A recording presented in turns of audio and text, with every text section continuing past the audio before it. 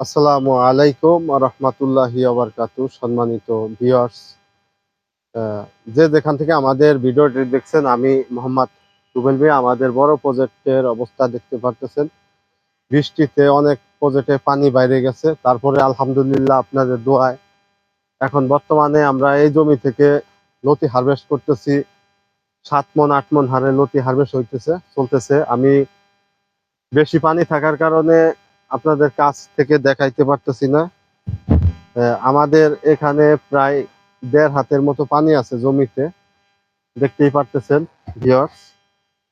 অনেকেই এখন এই মৌসুমে, বর্ষার পানি নামে যাওয়ার পরে আপনারা কচু চাষ করতে চাইতেছেন। তো আমাদের এই যে লতিরাজ বাড়ি এক দেখতেছেন, এটা 12 মাসে একটা জাত, সবসময় করা যায়। আমাদের 1 মাসের জমি আছে, 15 দিনের জমি আছে, আপনাদের সাথে সবসময় আমরা শেয়ার করি। আর এখানে আমাদের 6.5 বিঘার একটা প্রজেক্ট। এই প্রজেক্টে আপনাদেরকে অনেক ভিডিও দিছি। এটার ভিতরে আপনার এই সাইডে কিছু কচু ছিল, এই কচুগুলো আমরা তুলছি।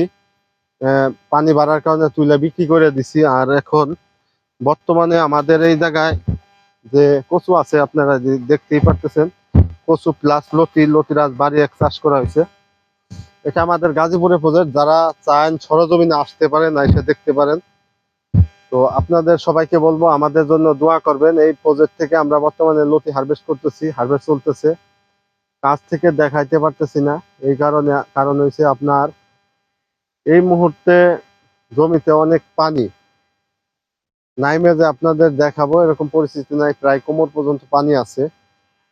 গতকালকে রাত্রে বৃষ্টিতে আপনার প্রচুর পরিমাণে পানি বাড়ছে, যার কারণে আমি দেখাইতে পারতেছি না। আর যারা কচু চাষ করবেন ভাবতেছেন, তারা অনেক বিভিন্ন অঞ্চলে বন্যার পানি নামে যাওয়ার পরে আপনারা চাষ দিয়েছেন ধানের মতো করে, জমি রেডি করে টিএসপি, পটাশ, দানাদার বিষ, 5G, এমওপি, মানে সব ধরনের সার দিয়ে আপনারা জমি প্রস্তুত করেছেন ধানের মতো করে লতিরাজ বাড়ি একটা চাষ করতে পারেন। আমরা এই মুহূর্তে বরিশালে এক ভাইকে প্রায় 300 শতক জমির জন্য কিছু চারা দিতেছি, আপনারা দেখতেই পারতেছেন। আমি গতকালকে আর আজকে মিলায় প্রায় 350 শতক জমির চারা আমরা ওই ভাইকে দিতেছি।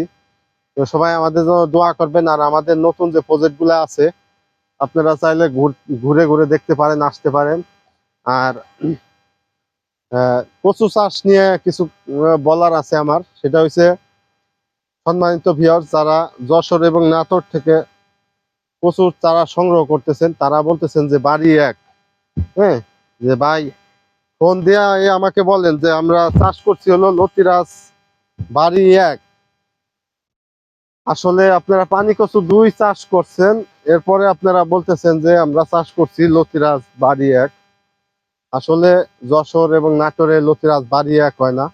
আমরা যে চাষটা করি মূলত লতির এই যে গাছের পাতার মাঝখানে কালো ফোঁটা আছে।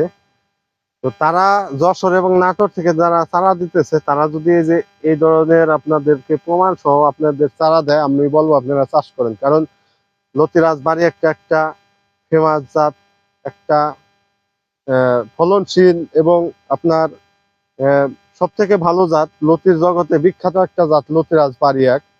তো এই জন্য আপনাদেরকে বলবো, যারা চাষ করেন অবশ্যই লতিরাজ বাড়ি একটা চাষ করবেন লতির জন্য। আর যশোরের যে লতিরাজটা, এটা আপনারা চাষ করেন ঠিক আছে, কিন্তু এটা সিজনাল ভাবে চাষ না করলে ফলন ভালো পাবেন না। অনেক ভাই দেখা যাইতেছে যশোরে কিছু দালাল আছে, আপনারা দালাল কিভাবে চিনবেন? তো দালাল কিভাবে চিনবেন আপনাদের বলে দেয়। দালালরা হচ্ছে, আপনারা সিজনাল ভাবে কিছু ভিডিও করে রাখে জমিতে, আমাদের মতো লাইভ ভিডিওতে আইসা সরাসরি কিছু দেখায় না। তারা একটা লাইভ ভিডিও করে, এরপরে আপনাদেরকে প্রতারিত করে, মানে ওই কম্পিউটারে ভিডিও এডিট করে। যেরকম আমরা সরাসরি আপনাদের লাইভে এসে ভিডিও করি, আমাদের কোনো এডিট করা ভিডিও নাই।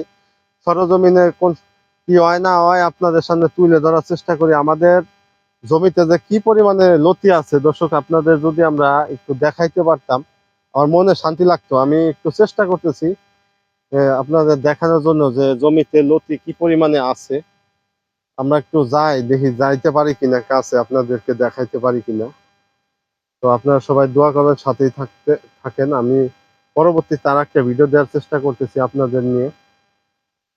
সবাই ভালো থাকবেন, দোয়া করবেন। আসসালামু আলাইকুম রহমতুল্লাহ।